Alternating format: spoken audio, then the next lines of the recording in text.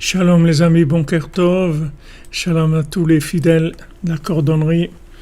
Bémet, je me demande des fois comment vous êtes là tous les jours, comment c'est un Pélé. C'est quelque chose d'impressionnant que vous vous réveillez tous les jours, être là présent, en direct, d'Ouman, connecté de tous les endroits où vous êtes. C'est quelque chose d'assez impressionnant. Heureusement qu'on ne se rend pas trop compte, sinon je ne sais pas comment on pourrait vivre des choses aussi fortes que ça.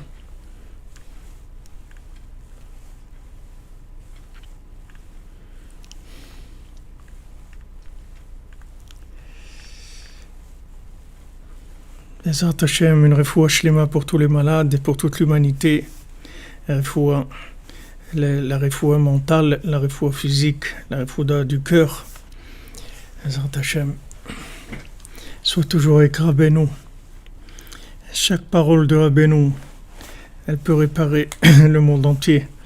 Un conte comme celui-là, peut réparer tous les individus qu'il y a sur Terre, tout ce qui existe. Ashreinu.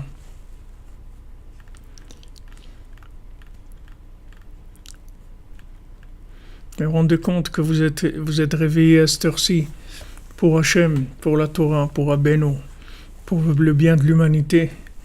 Quelque chose de plus beau, de plus grand au monde que ça. C'est extraordinaire.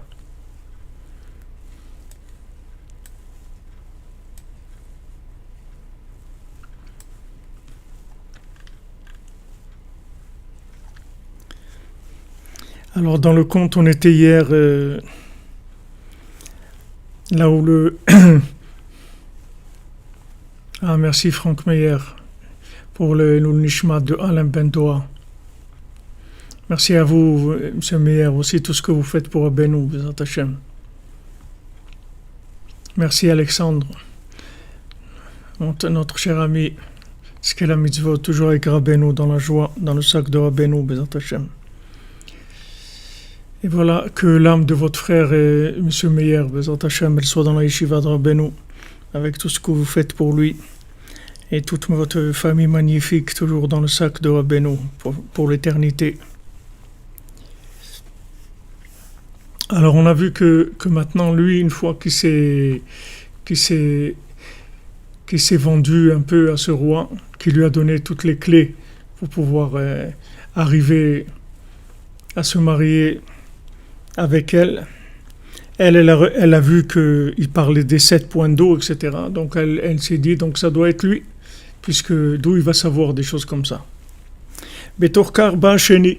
Maintenant il y a un deuxième qui arrive, le deuxième roi. Vayaraz gam ken lesham. Lui aussi il courait là-bas. Vamrulo shekvar imeshudechet. Ils lui ont dit, mais ça y est, c'est trop tard. Elle a déjà dit d'accord à quelqu'un. Il a dit, tant pis, non, je fais pas attention à ça. Je continue. Il aurait dit, regardez, j'ai quelque chose que si je lui dis ça, tu es sûr que ça va marcher. Donc ils l'ont laissé rentrer.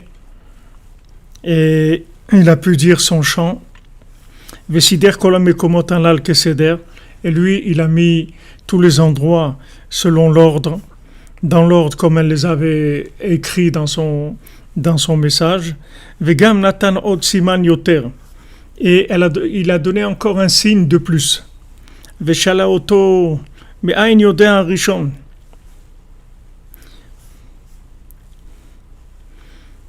Elle lui a demandé, mais d'où il sait? D'où c'est le premier? D'où il savait? D'où il sait, lui? D'où ils savent ça?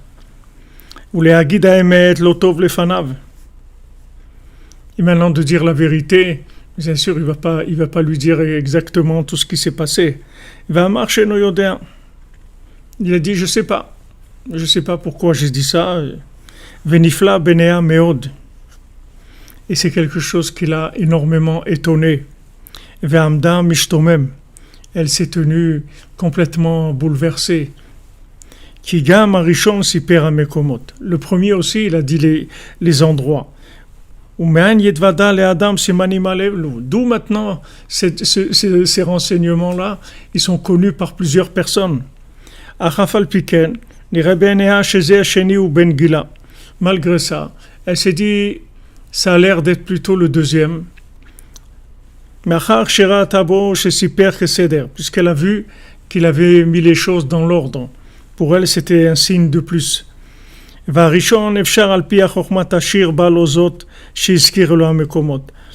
s'est dit peut-être que le premier, avec la poésie et tout, il a mentionné ces endroits-là, mais en fait, ça n'a rien à voir. Il n'a rien à voir avec elle. C'est juste de la poésie, comme ça, il est tombé sur ça, mais il n'y a rien à voir avec elle.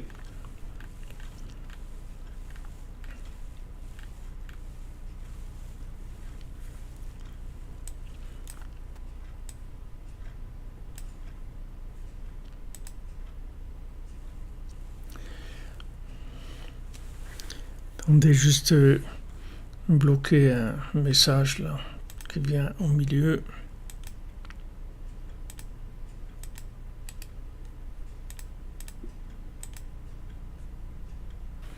Bon, j'arrive pas. Tant pis. Donc elle était étonnée. Ah, Yosef ben Yonatan Mordechai. Bezat Hashem, Mazal Tov. C'est la Brit Mila aujourd'hui, Mazal Tov, Mazal Tov. Qu'il soit un vrai chassid de Breslev, Bezat Hashem, dans le sac de Rabbeinu, toujours Bezat Hashem. Qu'il se lève toujours à Chatzot toute sa vie, qu'il soit toujours dans la cordonnerie, Bezat Hashem. Qui vous donne beaucoup de joie et de satisfaction. Alors elle s'est dit, bon, peut-être que c'est juste de la poésie, c'est pour ça qu'il est arrivé à ça, c'est tout, mais bon, il y a rien de spécial. Ah, Nisharam Omedet. Mais elle était quand même, elle était troublée, c'est-à-dire elle était plus tranquille déjà. Va Bachur Anal. Alors maintenant, le jeune homme en question, que Sheshalchu Hasheni Chalao Gamken, quand le deuxième il l'a renvoyé, donc il s'est mis en colère. Valach el Ashlishi, donc lui il a été chez un troisième, comme on l'a vu. Umasarlo od yoter simanim uvakim beyoter. Il lui a donné encore des signes, encore plus clairs que les autres. Velifne Ashlishi siper kol libo. Et devant le troisième, il a raconté vraiment tout ce qu'il avait sur le cœur.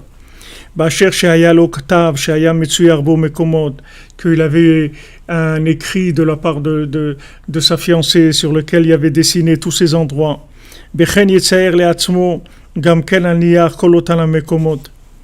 Alors il a dit, dessine-toi aussi, fais-toi un dessin avec tous ces endroits.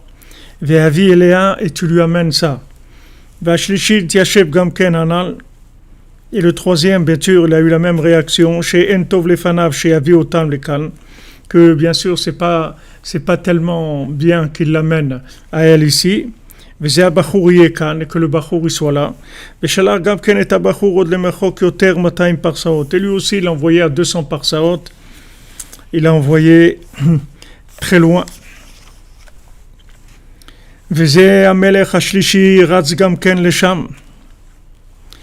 Et ce troisième roi, lui aussi, il a couru pour arriver, pour prendre la jeune fille, et ils sont venus. Quand il est arrivé, ils lui ont dit, écoute, il y a déjà 2 personnes là qui sont concernées. Et Shiva Falpiken, il a dit malgré ça, Yeshli Davar chez Bevada Ifol. J'ai quelque chose que c'est sûr que ça va marcher.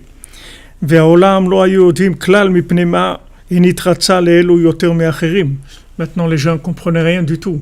Pourquoi elle voulait plus cela que d'autres? Pourquoi elle voulait le deuxième plus que le premier et maintenant le troisième?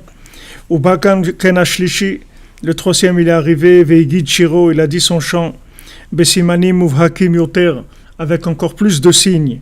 Vera Ktav Imtsiur Amekomot, il a montré l'écriture avec des dessins. Vinivhala Meod, et là elle s'est complètement affolée. Ach lo yachla lasot davar, mais pouvait rien faire. Mahmad shegam arishon lira shezeu, parce que le premier il lui semblait que c'était lui aussi, et le deuxième. Alors maintenant elle a dit voilà, elle ne fera plus confiance jusqu'à qu'il lui amène son manuscrit à elle-même, ce qu'elle a écrit elle-même. Tant qu'on lui amène pas ça, elle sera plus d'accord. Donc voilà, en fait elle a remballé les trois. Elle a dit voilà, il n'y a personne qui... je suis d'accord avec personne, il me faut mon écriture à moi-même.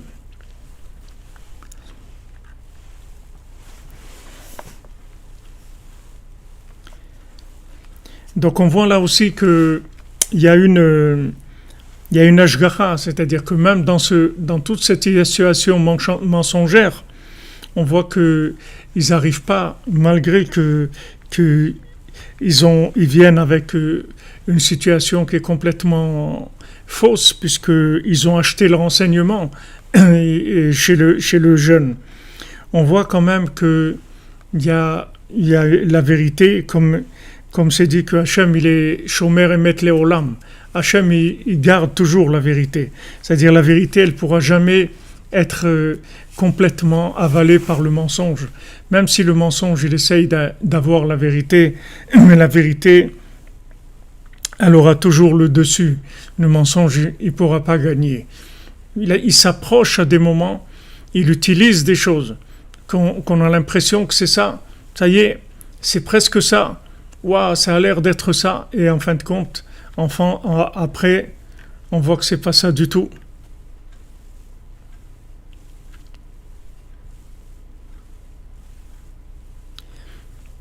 Merci Sylvain Gvani, qu'Hachem te bénisse, mon ami.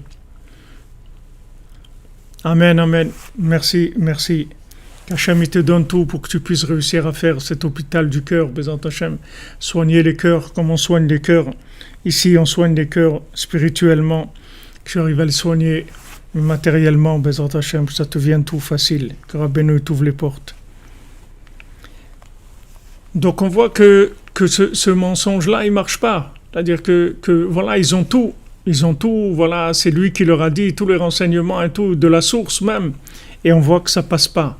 Et en fin de compte, maintenant, elle se méfie, et elle dit, ah non, puisque maintenant, il y en a 3 qui racontent la même chose, donc il y a quelque chose qui va pas, donc c'est pas vrai tout ça. Amen, Cédric Sedor, qu'Hachem, il fasse descendre sa miséricorde. Amen, amen. Toujours avec Rabbeinu, qu'Hachem, il te bénisse, mon ami. Comme Rabbeinu, il a dit, tout celui qui fait quelque chose pour moi, moi je fais pour lui beaucoup, beaucoup plus que ce qu'il va faire pour moi.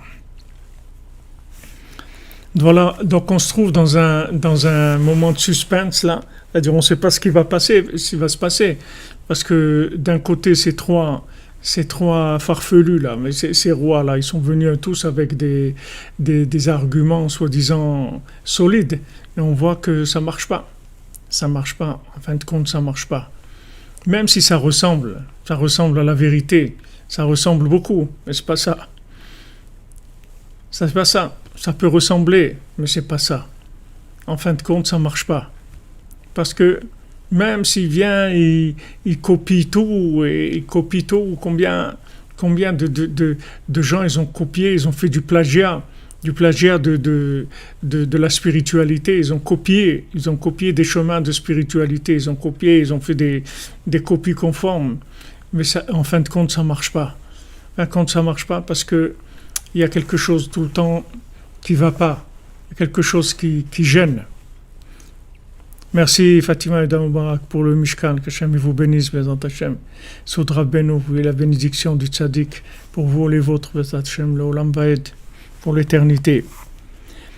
Donc du côté maintenant de la jeune fille, c'est bloqué, la situation est bloquée. On va voir du côté du jeune homme, qu'est-ce qui est en train de se passer. Maintenant, le Bachour, en fin de compte, il a réfléchi.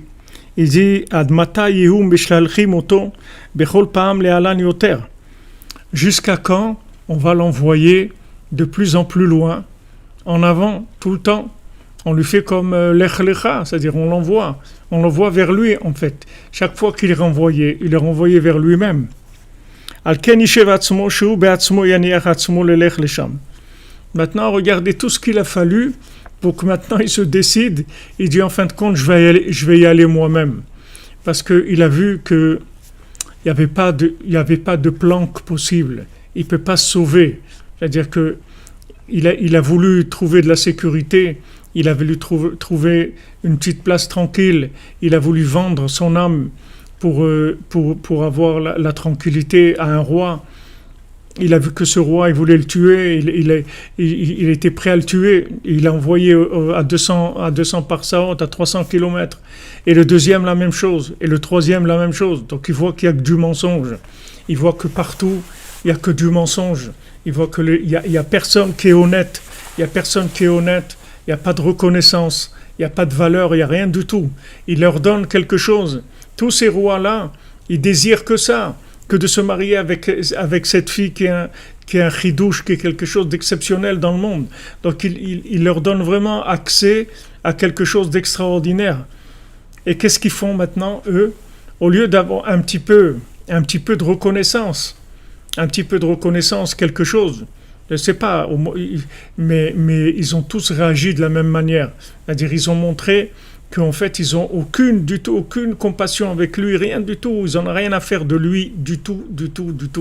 Ils ont pris le renseignement et ils l'ont jeté à lui. Donc, quand il s'est fait jeter une fois, il s'est fait jeter 2 fois, il s'est fait jeter 3 fois. Maintenant, il s'est dit, oui, j'ai compris, maintenant. J'ai compris que ça va me coûter plus de vendre la mèche. Ça va me coûter plus cher de me vendre que d'être moi-même. Donc il a dit, j'y vais moi-même maintenant. J'y vais moi-même. Regardez combien d'exils quelqu'un il doit passer avant de se décider de commencer à être lui-même et de faire ce qu'il a à faire dans ce monde. Regardez combien quelqu'un il doit passer jusqu'à qu'il voit qu'en fait, il n'y a personne qui est intéressé par sa réussite ou par lui faire du bien ou quoi que ce soit, que les gens, ils cherchent qu'à l'exploiter et à profiter de lui, même s'il leur amène quelque chose sur un plateau, comme quelque chose d'extraordinaire, parce que si le premier, il avait été reconnaissant, ça y est, il serait marié avec elle. Elle aurait cru que c'est lui, et il serait marié avec elle. Pourquoi maintenant ça n'a pas marché? Parce qu'il y a eu un deuxième. D'où il est venu le deuxième? C'est parce que le premier s'est comporté, et il s'est comporté comme un bandit, comme quelqu'un, un truand, quelqu'un de terrible. Il pensait même le tuer, mais il voulait pas. Il a dit bon, quand même, je vais pas le tuer. Il m'a quand même donné. Il a quand même hésité s'il allait le tuer ou pas. Et il l'a envoyé à 300 kilomètres. Il l'a envoyé. Dans un endroit où aucune compassion, rien du tout, pas penser à lui une seule seconde, penser rien qu'à soi-même, c'est tout. Le roi, qu'est-ce que je vais faire? Moi, je vais réussir, je vais me marier avec elle, je vais profiter, c'est moi, et l'autre, rien du tout. Il lui a donné le renseignement, il lui a donné une ouverture extraordinaire, il lui a donné sa bénédiction. L'autre, qu'est-ce qu'il en fait? Il le jette. Alors une fois qu'il voit qu'il se fait jeter de partout, alors là, il commence maintenant. Amen, amen, Sylvain Gbani. J'aime te bénisse. Amen, que des naissances heureuses, bonne santé pour les mamans et les bébés dans ta chambre. Rien du tout, c'est-à-dire aucun sentiment, rien. Rien. C'est-à-dire que ne croyez pas que en vous vendant, ça sera plus facile. Ça sera pas plus facile. Ça sera encore plus difficile. Ne croyez pas qu'en se vendant, on trouve un raccourci. Il n'y a pas de raccourci dans ce monde. Il faut faire ce qu'on a à faire. Il n'y a pas de raccourci. On ne peut pas éviter d'être soi-même. On peut pas se sauver de ça. Il faut être soi-même, il faut faire ce qu'on a à faire. Il faut aller jusqu'au bout. Même si ça doit être envers et contre tous, il faut le faire. Parce que de toute façon, si on se vend, ils vont nous jeter. Il n'y a personne qui va nous récompenser pour ça.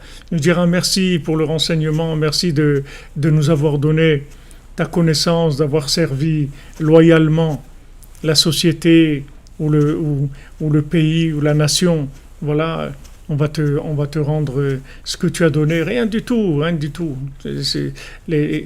On va vous exploiter et on va vous jeter. On va vous jeter, vous allez vous trouver dans des situations pire que si vous preniez vos responsabilités et vous considérez comme Rabbeinu dit Echadaya Abraham. Abraham Avinu il se considérait comme seul au monde et il a pris ses responsabilités, il a fait ce qu'il avait à faire.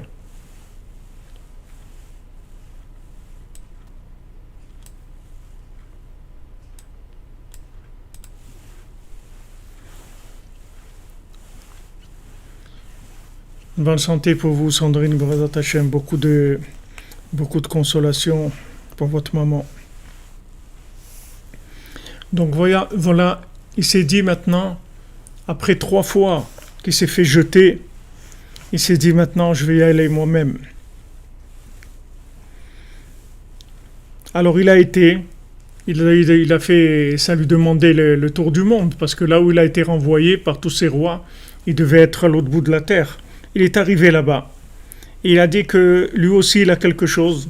Uba veigid shiro. Il est venu, il a dit sa poésie, son chant aussi. Venatan od yoter veyoter simanim uvhakim. Et bien sûr, comme lui, c'était vrai, il a donné encore plus de signes.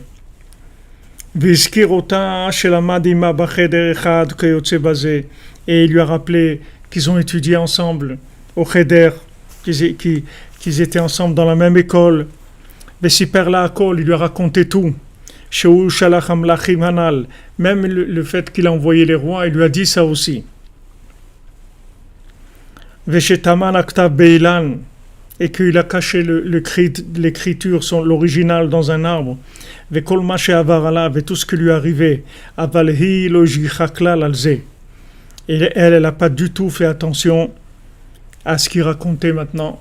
Parce que maintenant elle avait été échaudée avec les 3 rois, donc maintenant elle s'est fermée complètement. Donc même lui, tout ce qu'il a donné comme signe, tout ce qu'il a voulu amener comme vérité, ça n'a pas servi. Vous voyez comment c'est que après maintenant qu'on est passé par tous ces mensonges-là, qu'on s'est vendu au lieu d'être nous-mêmes, après même quand on veut arriver à notre place, c'est difficile parce que on ne reçoit plus les bras ouverts parce qu'on n'était pas là quand il fallait être là. C'est-à-dire qu'on a fait ce qu'on a fait, on s'est vendu, on a perdu notre identité. Maintenant on essaye de revenir. Vous voyez que ça s'est fermé complètement pour lui. Ou la kiroto bevadaï efshar, maintenant le reconnaître, elle ne pouvait pas le reconnaître. Parce qu'il y a des années qui sont passées, donc elle ne pouvait pas physiquement le reconnaître. Maintenant, des signes, elle ne voulait plus. Qu'on lui amène son écriture, son écrit à elle-même. Parce que le premier aussi, elle s'est fait avoir, elle croyait que c'était lui. Le deuxième aussi. Amen, Christophe Daer, Hashem te bénisse, mon ami. Toujours avec Rabbeinu, tu es la bénédiction de Rabbeinu, que tu puisses avancer dans tes projets. Alken Lorasta, elle n'a pas voulu écouter du tout. Venitiachev Abachur, Shekan Yevchar Lasot, Sheyot Klal. Alors le Bachour s'est dit, ici, il n'est pas question de rester du tout ici, parce qu'il a vu maintenant la claque qu'il a pris. Donc il dit, si je reste ici, ça va être très dangereux. Je ne peux pas rester ici. Et il s'est dit, je vais retourner à l'endroit où j'étais, dans ce désert là-bas. Et la midbar shayabo. Et je vais retourner dans le désert là-bas. Et je vais passer le reste de ma vie là-bas. Il a été chercher à arriver dans le désert en question. Il est arrivé dans le désert. Et à tout ça, ça a pris plusieurs années. Il y a plusieurs années qui sont passées. et il a pris une décision. Il s'est dit, voilà la conclusion à laquelle il est arrivé de sa vie, chez Yeshev Sham Bamidbar, qu'il va rester dans le désert, Vivale Sham Yemechayav, et qu'il passera le reste de sa vie là-bas. Kefima She'arach Bedaato, Chiyut Adam Baolam Hazeh. D'après ce que maintenant il a mesuré, d'après sa façon de voir la vie, qu'est-ce que c'est la vie de quelqu'un dans ce monde? Quelle valeur ça a la vie? Après toutes les mésaventures qu'il a eues, qu'est-ce que ça vaut la vie? Nerkar Bedaato Shetov Levalot Kan Mispar Yamam. Il s'est dit, d'après sa réflexion, comme si Nerkar Bedaato, ça veut dire qu'il est arrivé à une analyse personnelle, qui s'est dit c'est mieux de passer sa vie ici, Ve'eshev Sham Ve'achal, et il a installé là-bas, et il a mangé, comme on a dit, il avait des bons poissons, etc. Et il avait son instrument de musique, et voilà. C'est-à-dire que c'est le youch presque total, pas total parce que il s'est pas détruit physiquement, mais en tout cas de se battre pour continuer à avancer, ça c'était terminé pour lui. C'est-à-dire que il a pas reconnu en fait que ce qui est arrivé, c'est parce que il voulait pas au début, il a cherché une certaine facilité, il n'a pas voulu se battre lui-même pour aller la chercher. Et en fin de compte, la vie, elle l'a obligé, qu'il a été obligé d'aller là-bas. Il a été obligé de se présenter lui-même. Et quand il a voulu se présenter, on lui a fermé la porte. On lui a dit, on veut pas de toi. Et ça, c'est très dur. C'est très dur parce que quand on veut revenir, on nous ferme la porte, c'est très très dur. Mais pourquoi lui a fermé la porte? Parce qu'il s'est vendu. Il s'est vendu une fois, il s'est vendu 2 fois, il s'est vendu 3 fois. Combien de fois? Combien de fois on va l'attendre? Combien de fois on va... Allez, alors, on le repousse, mais on le repousse pas pour qu'il s'en aille. On le repousse pour qu'il veuille encore plus. Mais lui, comme il a pris toute cette situation, il a analysé, et il s'est dit, si on me repousse comme ça, de toute façon, qu'est-ce que c'est ce monde-là? Qu'est-ce que c'est cette vie?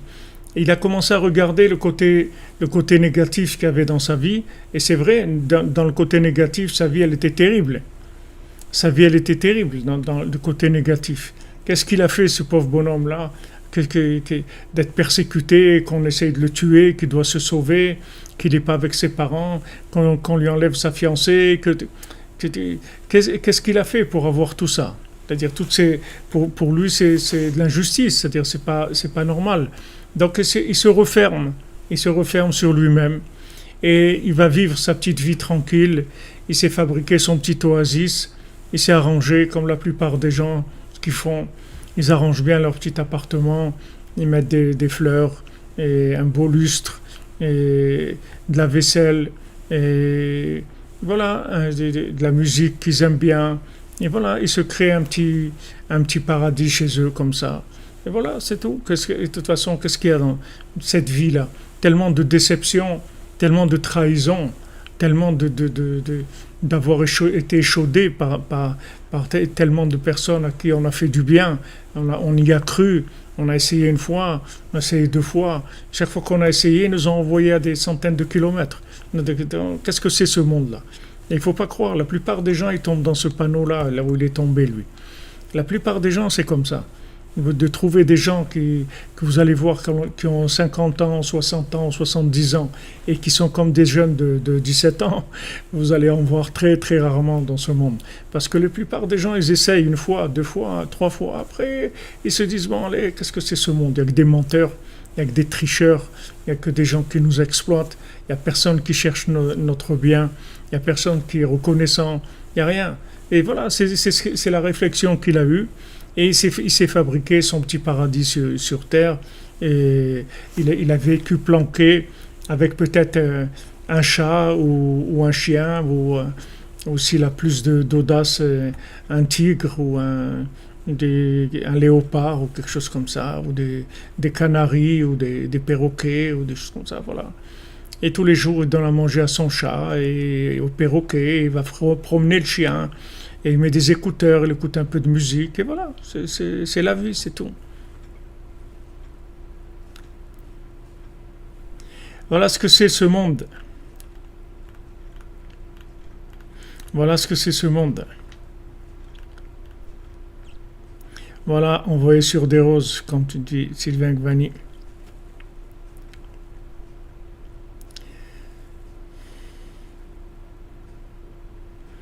Vous comprenez? Trop, les gens, ils ont trop été déçus. Ils ont trop été déçus. Mais il faut pas, c'est-à-dire que même si quelqu'un, il a été déçu une fois, deux fois, trois fois, même 100 fois, il faut toujours essayer encore. Essayer encore. Des fois, des gens, ils ont essayé l'amitié, ils ont essayé la vie de couple, ils ont essayé les enfants, ils ont essayé le commerce, et partout, ils se sont fait avoir. Ils sont fait trahir partout. Il faut essayer encore, et encore, et encore. Et tant qu'on est là, tant qu'on tient debout, il faut essayer. Il faut jamais lâcher. Il faut toujours essayer parce que peut-être que maintenant ça va marcher. Parce que regardez la situation comme elle est. Comme elle est là. La situation, elle paraît insoluble, c'est-à-dire il n'y a pas de solution. Puisque maintenant, elle veut quelque chose qui est introuvable. Ça se trouve dans un arbre qui est au milieu de milliers d'arbres qui sont tombés. Comment on va trouver ça? Comment il va trouver ça? C'est impossible, c'est même pas la peine d'essayer de commencer. Impossible. Impossible, il ne va pas y arriver. C'est-à-dire que après on va voir. Après on va voir en fait il descend, il remonte, il descend, il remonte. Mais la leçon qu'il faut prendre dans la vie, c'est qu'il ne faut jamais s'arrêter.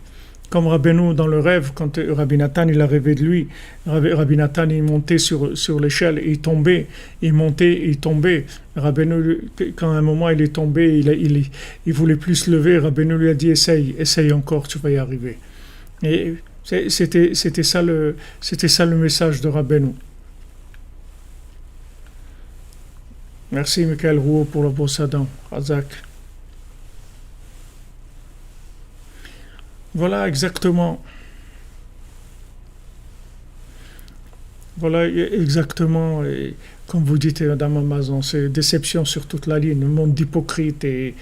Mais il faut savoir que c'est un écran. C'est-à-dire c'est un écran, c'est notre épreuve. Et plus le but auquel on va arriver est grand, puisque n'oubliez pas, ici on parle de la naissance du Mashiach, ce couple-là, c'est la naissance du Mashiach. Donc plus le but auquel on va arriver est grand, et plus on va passer par des situations comme ça qui sont terribles. Même David Ameller, à des moments où il voulait tout lâcher, il n'en pouvait plus. Tellement de haine, tellement de trahison, de haine, de choses terribles, terribles. Mais on lâche pas, on recommence, parce qu'on sait qu'on va gagner.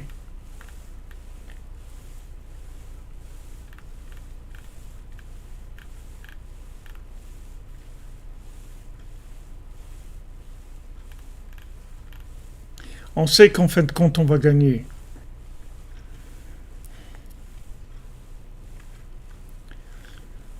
Vous voyez, c'est pas... Rabbeinu nous a dit qu'il va gagner avec chacun et chacune d'entre nous. Il va gagner. Il va terminer, il va gagner. Donc on est gagnant. Il faut juste de la patience et du vouloir. Il faut être déterminé. Encore et encore. Comme ce Breslever, on lui a dit « Mais comment tu te lèves à Chatzot tous les soirs? On ne voit pas les résultats chez toi du Chatzot. » Il a dit « Vous n'avez rien compris. Les résultats, c'est que je me lève le lendemain encore une fois. C'est ça le résultat de mon Chatzot. C'est que je peux en faire un autre. Voilà ce que j'ai gagné. C'est ça le résultat de mon Chatzot. Le résultat de mon Chatzot, c'est que je continue. Je continue à me battre, je continue à vouloir. C'est ça la force. Mais c'est très difficile parce que, en fait, on est quand on s'engage et qu'on est sincère, alors on attend des résultats parce qu'on est sincère. Alors on attend des résultats. On veut que ça marche parce qu'on est sincère. On veut que ça marche. Mais Hachem, il a d'autres façons de gérer notre vie. Et nous, tant qu'on est là, tant qu'on est dans ce monde, il faut recommencer sans arrêt. On n'a rien d'autre à faire ici. Il n'y a rien d'autre à faire. Ce n'est pas un monde de planques ici. Il n'y a pas de planques ici. Il n'y a aucune planque. On ne peut pas se planquer. Vous allez voir, même là où il a été, on va venir le chercher là-bas. Regardez où il a été. Pourtant, c'est un endroit, comme il a dit lui-même, où les bateaux ne passent pas là-bas. Donc, ils essayaient même pas de faire des signes ou quelque chose, parce qu'il n'y a aucun bateau qui arrive là-bas. Donc, vraiment, il s'est trouvé une planque, c'est-à-dire il s'est caché, il s'est déguisé, que personne ne puisse savoir qui il est.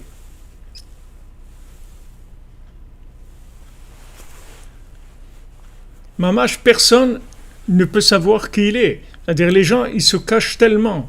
C'est-à-dire ils cachent tellement leur cœur et leur sensibilité que vous ne pouvez pas les voir. C'est-à-dire que vous ne pouvez pas imaginer qu'ils ont du cœur. Vous ne pouvez pas parce qu'ils ont été déçus, ils sont cachés dans des endroits introuvables.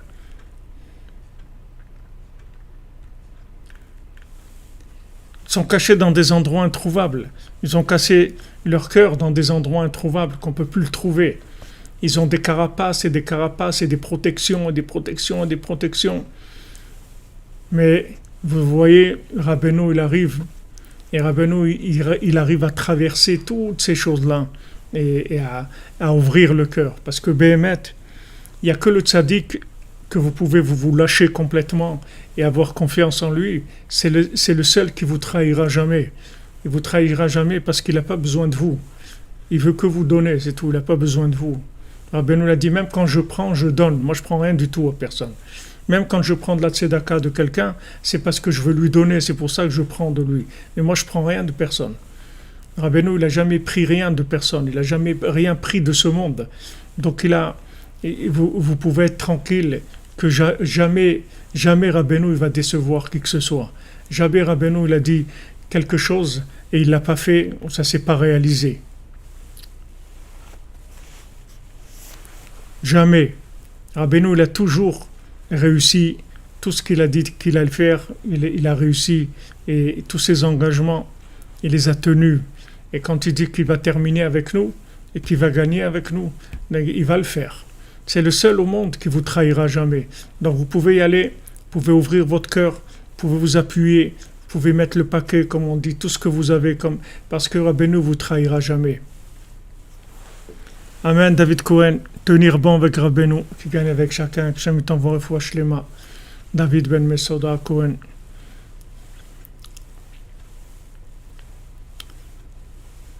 Vous comprenez? Vous pouvez y aller, c'est-à-dire que vous voyez comme Rabbi Nathan, tout ce qu'il a vécu dans sa vie, tant qu'il n'a pas trouvé Rabbeinu, il ne pouvait pas se lâcher complètement. Quand il a trouvé Rabbeinu, il s'est lâché complètement.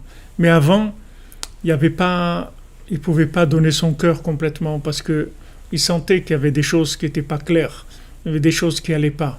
Quand il a trouvé Rabbeinu, il a vu Rabbeinu, c'est mettre les amito. Rabbeinu, c'est la vérité de la vérité, c'est l'essence même de la vérité. Et là, il s'est donné complètement. Il est devenu la lune de Rabbeinu. Il est devenu celui qui a pu transmettre Rabbeinu au monde entier. Parce que il a vu qu'il est tombé sur la personne qui était la plus claire au monde. Que Rabbeinu, il n'avait aucune existence de par lui-même. Que tout le but de Rabbeinu, c'était que de rapprocher des gens à Hachem. C'est tout.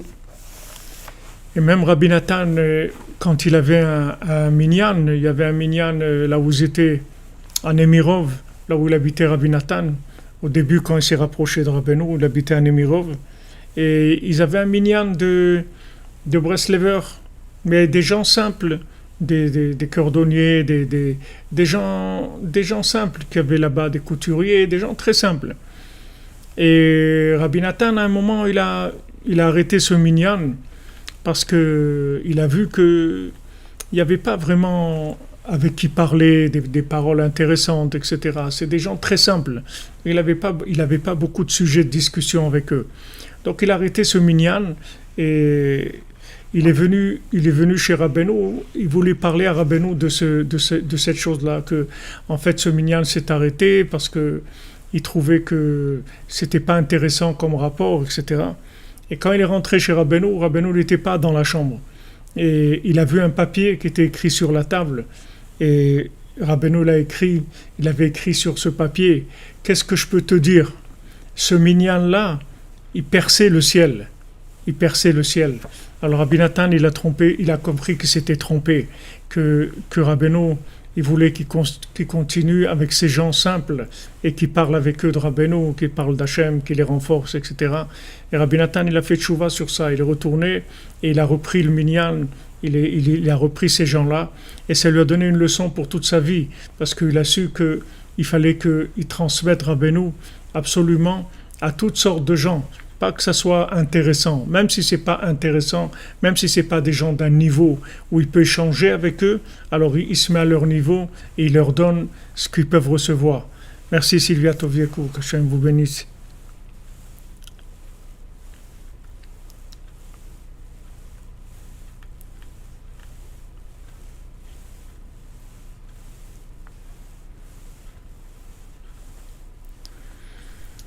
Oui, c'est vrai, vous avez raison, Moselle Rouf. Quand on exprime de l'émotion, alors ça leur fait peur. Ça leur fait peur parce que les gens, ils veulent pas des gens qui vivent avec le cœur, qui expriment leurs sentiments et tout. Ils veulent que les gens, ils soient confinés. Ils veulent confinement. Ils veulent des masques du confinement. Ils veulent que les gens ils soient confinés à l'intérieur d'eux-mêmes. Là, les gens, ils sont révoltés sur le confinement et tout. Mais tous les gens, ils sont confinés. C'est une grande confiserie. Les gens, ils sont confinés. Ils ont des apparences. Extérieures. Ils ont des masques par rapport à leur travail, à leur famille, partout. Mais ils sont pas eux-mêmes. Ils ont fait youch d'ouvrir leur cœur et de parler du cœur et de parler vraiment avec ce qu'ils ressentent, de se donner vraiment. Les gens, ils veulent pas se donner parce qu'ils ont essayé une fois ou deux ou trois. Ils ont été échaudés. Alors c'est fini. Ils se fabriquent un masque, ils fonctionnent avec ce masque. Et ils sont confinés à l'intérieur d'eux-mêmes.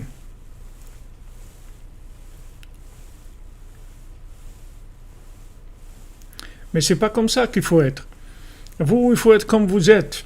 Et si les gens maintenant, ils sont fermés, tant pis pour eux, c'est tout. Mais vous soyez comme vous êtes. Vous n'allez pas vous empêcher d'exister parce que les autres, ils ne sont pas à la hauteur de reconnaître ce que vous avez ou autre.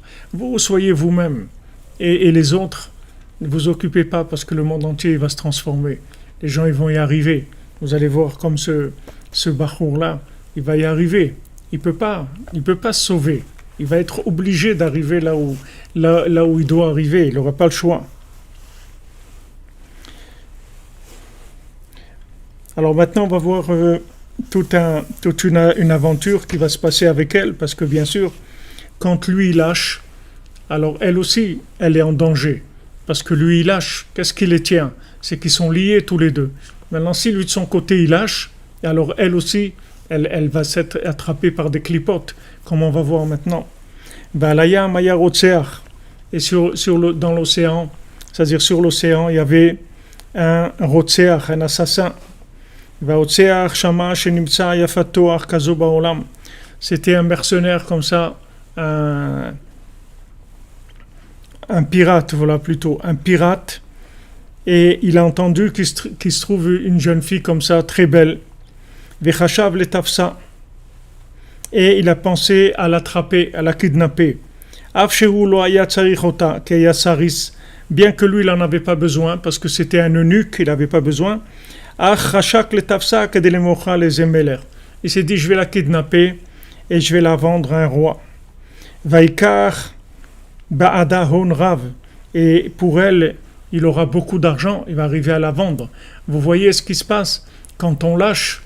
Regardez, lui, il a lâché. Maintenant, il a lâché. Regardez qu'est-ce qui va se passer avec elle. Parce qu'il a lâché. Dès qu'il a lâché, il y a un certain pirate que maintenant, ça lui vient dans la tête de l'attraper pour la kidnapper, de la vendre, etc. D'où il est né ce pirate-là? Pourquoi avant il n'était pas dans l'histoire, le pirate? Parce qu'avant, il tenait, lui. Même s'il avait des hauts et des bas, mais il tenait. Mais là, il a lâché, il a fait Youch complètement. Quand il a fait Youch, elle était plus protégée. Donc, il est né, ce pirate, il est apparu, et il va la kidnapper. C'est-à-dire, il va arriver à la kidnapper, et il va falloir beaucoup de miracles pour qu'elle soit sauvée. Veitri l'ishtadel basé. Et il a commencé à monter son plan pour la kidnapper. Il va rotseach ou moufkar. Maintenant, un pirate, un assassin, un pirate, il est complètement à l'abandon, c'est-à-dire que veifkir atzmo, il faut. Lui, il n'avait rien à perdre. Il a dit, moi, si je réussis, je réussis. Veim lav, et si je réussis pas, je réussis pas. Oma yafsid, et qu'est-ce que j'ai à perdre? Kihu Moufkar, parce que ces gens-là, ces pirates, ces assassins, c'est des gens pour eux qui, à la vie, c'est rien du tout, ça n'a aucune valeur pour eux, la vie. Donc s'ils réussissent, c'est leur plan, ils réussissent, s'ils ne réussissent pas, ils meurent, tant pis. Il a été ce pirate, il a acheté beaucoup de marchandises.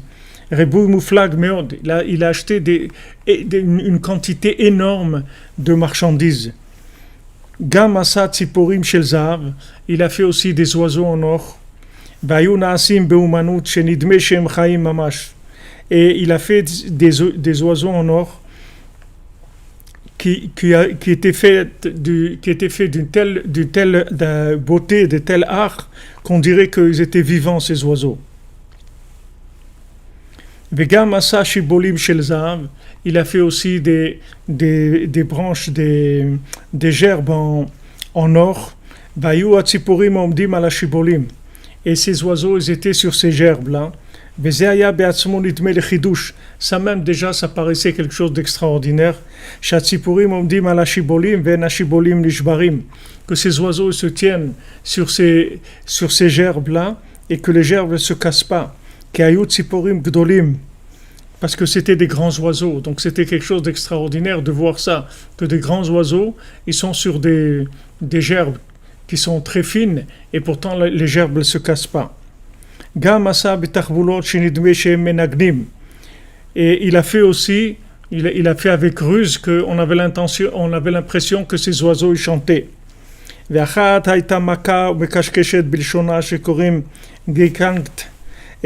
un oiseau, il gazouillait avec sa langue, et l'autre, il chantait. Et l'autre, elle faisait c'est plusieurs façons du chant de l'oiseau.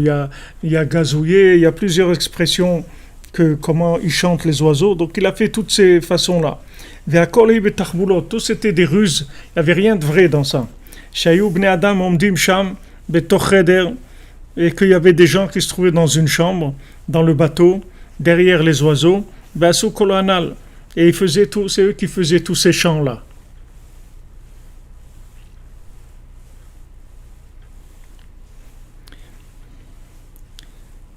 Et ça, on avait l'impression que c'est les oiseaux eux-mêmes qui chantaient.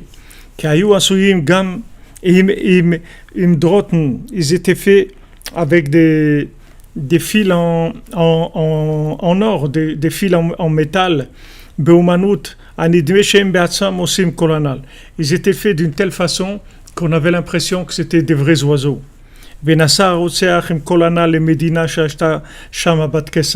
Donc maintenant, le pirate, il a commencé à mettre en place son plan et il a voyagé dans le pays où se trouvait la jeune fille.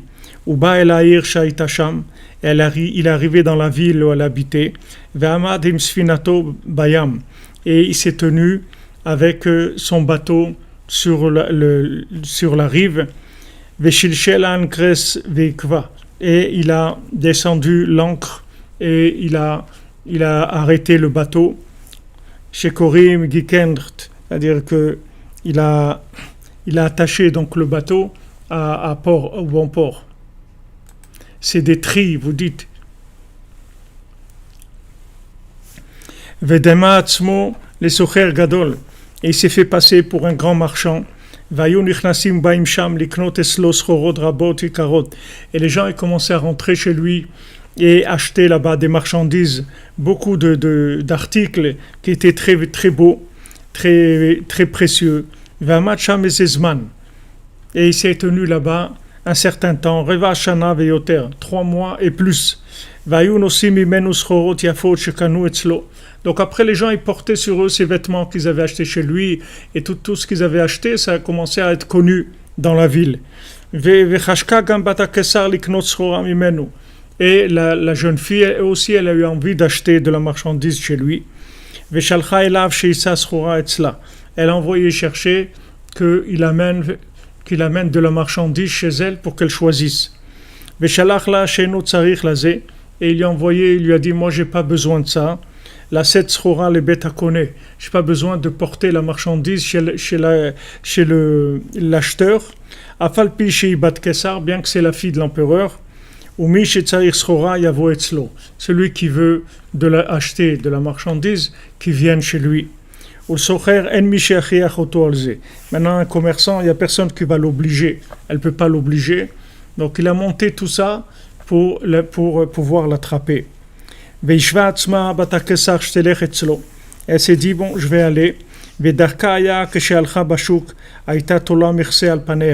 Et son chemin, c'est-à-dire sa façon de se comporter, c'est que quand elle est dans le chouk, dehors, elle portait un voile sur son visage. Pour que les gens ne la voient pas. Parce que les gens ils pouvaient s'évanouir s'ils la voyaient. De tellement elle était belle. Donc elle cachait son visage. Et la fille de l'empereur, elle a caché son visage. Et elle a pris des amis avec elle. Elle a pris aussi des gardes avec elle. Et les gardiens, ils allaient avec elle. Ubata el Asocher, elle est arrivée chez le marchand, c'est-à-dire qu'en fait c'est un pirate, mais il a l'air d'être un marchand. Vekanta sham srorot etzlo ve'alchala. Elle a acheté là-bas des marchandises et elle est partie. Ve'amar la Asocher im tavo od apam erelach od dvarim yafim bize. Et le marchand, c'est-à-dire le pirate, il lui a dit, si tu reviens une autre fois, je te montrerai des choses beaucoup plus belles que ça. Shehem niflaim meod, des choses extraordinaires. Veshava le beta, et elle est retournée chez elle. Shuvpa macheret bata vekanta, une autre fois elle est venue, elle a acheté. Ve'alchala, elle est partie. Ve'amat sham ezezman, et maintenant le pirate, il est resté assez longtemps dans cet endroit. Betorkar na'asit regila etzlo. Maintenant, elle a commencé à s'habituer à aller tout le temps là-bas. Elle allait souvent acheter des choses. Nichneset veyotzet, elle rentrait, elle sortait, c'est-à-dire elle est devenue une habituée du bateau. Pa'am echad bata etzlo. Une fois elle est venue. Valach upatach la cheder shayu omdim sham atziporim shel zahav. Il a été lui a ouvrir la chambre dans laquelle se tenaient les oiseaux en or. Verata sheu chidush nifla. Elle a vu que c'était quelque chose d'extraordinaire. Veratsugam acherim ainu achai likanes. Et les soldats, les gardes, ils ont voulu rentrer aussi avec elle. Amar, lave. Il a dit, le pirate, ah non, ça non, ça je montre à personne, je montre que à toi, parce que tu es la fille de l'empereur, mais aux autres, je montre pas du tout ça. Venichnesa beatzma, et elle est rentrée, elle, toute seule. Ve'alar gamhu el acheder, et lui aussi, il est rentré dans la chambre. Ve'na'al acheder, il a fermé à clé. Ve'asa kipshuto, il a fait tout simplement. Chez la sac, il a pris un sac, veinicha bal kocha betocha sac, et il l'a mise de force dans le sac. Ou pachat mimena malbouchea veilbisham et matres, il a pris ses vêtements et il les a mis à un matelot. Vechista panea vedachafuleto, comme elle avait le visage caché tout le temps, donc il lui a mis le voile comme elle avait, et il a poussé le matelot à l'extérieur. Et il lui a dit, va-t'en. Et le matelot, il savait pas du tout qu'est-ce qui se passait avec lui, et dès qu'il est sorti avec le visage caché, alors les soldats, ils ne savaient pas qui c'était. Ils ont cru que c'était elle, donc ils l'ont suivi, qu'ils pensaient que c'était la fille de l'empereur. Et lui, le matelot, il allait avec les soldats, et il ne savait pas du tout où il allait, et jusqu'à qu'il est arrivé à un endroit, c'est-à-dire l'endroit où habitait la fille de l'empereur, et il a découvert son visage, et ils ont vu que c'était un matelot. Et là-bas, il y a eu bien sûr un grand affolement, que voilà, c'est un matelot.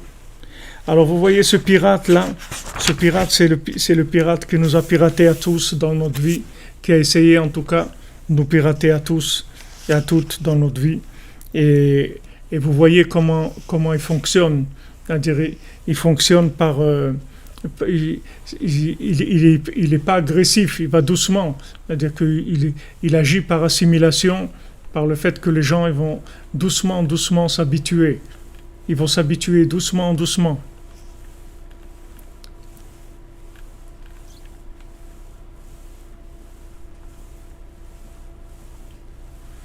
Le naine des oiseaux, je ne sais pas, Zelfri, mais on verra peut-être que on verra des explications sur ça. J'ai pas, j'ai pas quelque chose comme ça sur les oiseaux, j'ai pas quelque chose en tête. Mais en tout cas, ce pirate, il agit avec tout le monde de la même manière. C'est-à-dire que maintenant, il vient, il se fait ami, il essaye de faire que les gens s'habituent à lui. C'est-à-dire que les gens ils baissent leur garde. Au début, elle est sur ses gardes, mais petit à petit, les gens ils baissent leur garde. C'est-à-dire ils font plus attention à qui ils sont et ils se laissent entraîner par ce pirate jusqu'à que il les kidnappe mamash. C'est-à-dire il les prend, les kidnappe, il en fait d'eux quelqu'un d'autre complètement. Combien de gens dans leur vie ils se sont trouvés dans leur vie à vivre une vie qu'ils ne savent même pas comment ils ont commencé à dérailler. Ils ne savent même pas quel jour ils ont commencé à s'éloigner d'eux-mêmes, où ils sont arrivés à une telle assimilation à des choses qui n'ont rien à voir avec leur identité, qui n'ont rien à voir avec leur sensibilité, qui n'ont rien à voir avec leur vérité à eux, la vérité à eux, comme Rabbeinu l'a dit à Rabbi Nathan, il a dit Lech Lecha, c'est-à-dire qu'à un moment il faut que tu ailles vers toi. Laisse tomber tout ça. Laisse tomber toutes ces façons-là de vivre que tu as eues jusqu'à présent. Maintenant, il ne faut plus que tu sois le gendre de ton beau-père, il ne faut plus que tu sois le fils de ton père, il faut que tu sois toi-même maintenant. Il faut que tu ailles vers toi-même. Combien de personnages on a dû jouer dans notre vie parce que on s'est trouvé dans des situations où on n'avait pas le choix. On est rentré doucement, on est rentré. On ne pensait pas qu'on en est arrivé là. Et d'un coup, ça s'est refermé. C'est-à-dire que la personne elle se trouve coincée, bloquée dans une situation où c'est très, très, très difficile de sortir. Extrêmement difficile. Elle va sortir, Bezrat Hashem. Comme nous tous, on est sortis. Et comme le monde entier va sortir. Bezrat Hashem, elle va sortir. Mais c'est pas facile. C'est pas facile, c'est dangereux. Et il y a beaucoup de peur. Il y a beaucoup d'angoisse et de peur pour sortir. Combien de gens, ils ont peur. Ils ont peur de sortir. Ils disent, mais qu'est-ce qui va m'arriver? Qu'est-ce qui va se passer? Etc. Très, très dur. C'est très dur.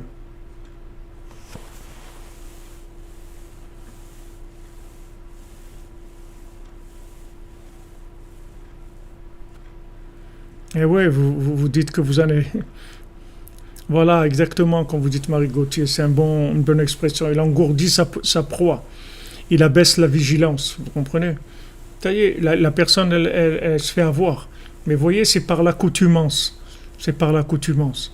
Le fait qu'il y a un côté répétitif, vous voyez? Il y a un côté accoutumance, répétitif. Ça endort la personne. Et de ça, la personne, après, elle peut se faire avoir, chas v'shalom, par ces pirates, comme beaucoup de gens, ils sont fait avoir. Et que s'il n'y avait pas Rabbeinu qui était venu les chercher, c'est resté là-bas. Alors on voit que ici elle s'est faite kidnapper maintenant et on va voir après comment en fait tout ce kidnapping là et tout ce qui se passe avec elle, ça va être que les chemins d'Hachem pour la ramener vers son fiancé pour qu'il puisse arriver à se marier.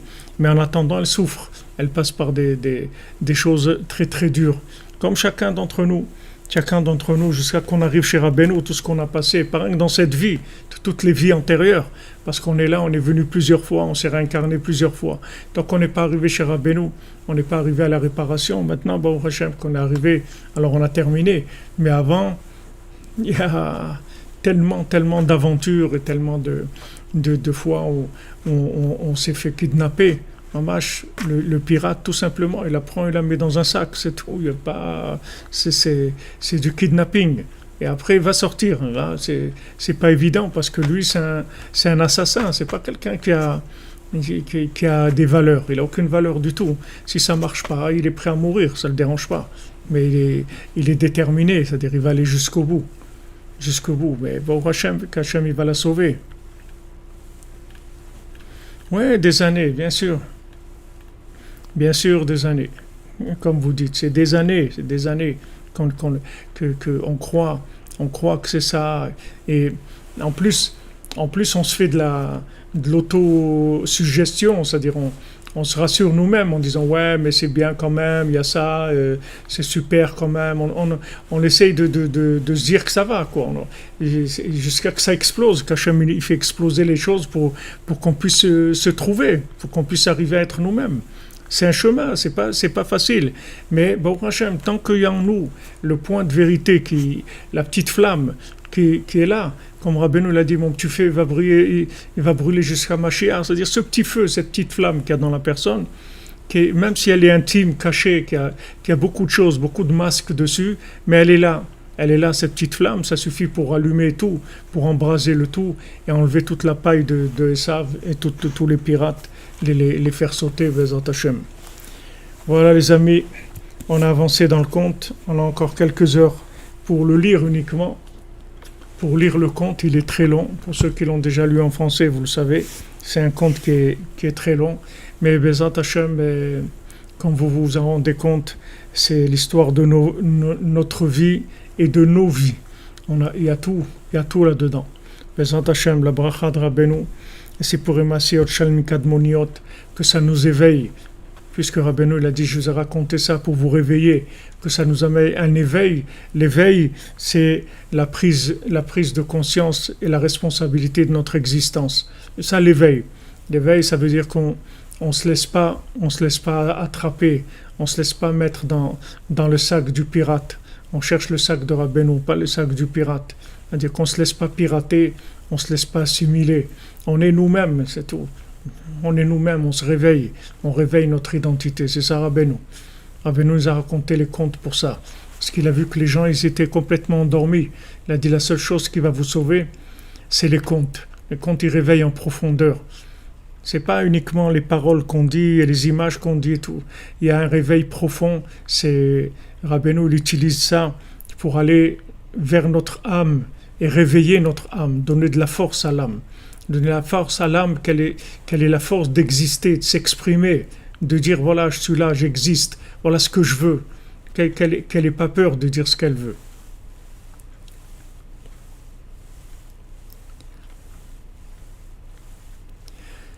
Voilà les amis, bonne continuité, refoua shlema pour tous les malades, Bezrat Hashem.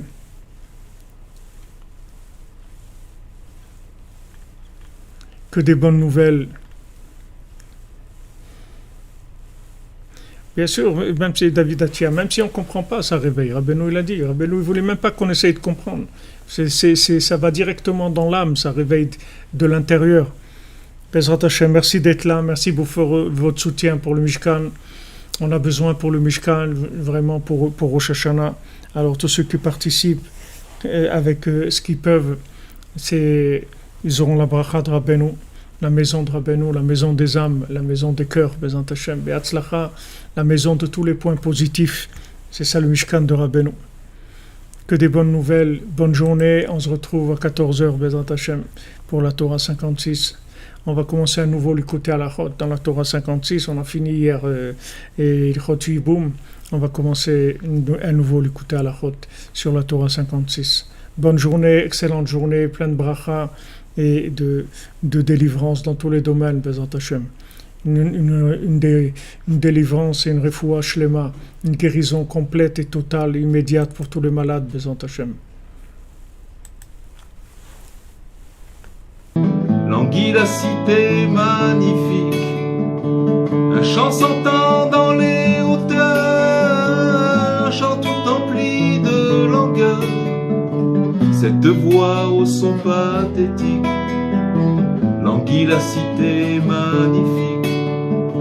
chante la plainte de minuit, chante au toit qui brave la nuit, quand les loups des saves hurleront, les doux refrains les chasseront, cheminant dans les millénaires, armé de son refrain amer. C'est la complainte de minuit qui triomphera de l'ennui. Un chant s'entend dans les hauteurs, un chant tout empli de langueur, vainqueur des sables de sa panique, reflet d'un futur magnifique. Un chant s'entend dans les hauteurs, un chant tout empli de langueur, vainqueur des sables de sa panique, reflet d'un futur magnifique. Car bientôt poindra cette aurore que ton cœur a langui si fort, brisant les chaînes de l'exil. Nous sortirons des laides villes, et déjà cette aube scintille. Dans ce chant déjà l'espoir brille, chante la plainte de minuit, qui console et qui réunit. Un chant tout empli de langueur, un chant s'entend dans les hauteurs, cette voix au son angélique construit la ville magnifique. Un chant tout empli de langueur, un chant s'entend dans les hauteurs, cette voix au son angélique construit la ville magnifique. Parée de toute sa splendeur, la Chekhinah triomphera, grâce à l'hymne du chant du veilleur, grâce à celui qui l'attendra. Ainsi chaque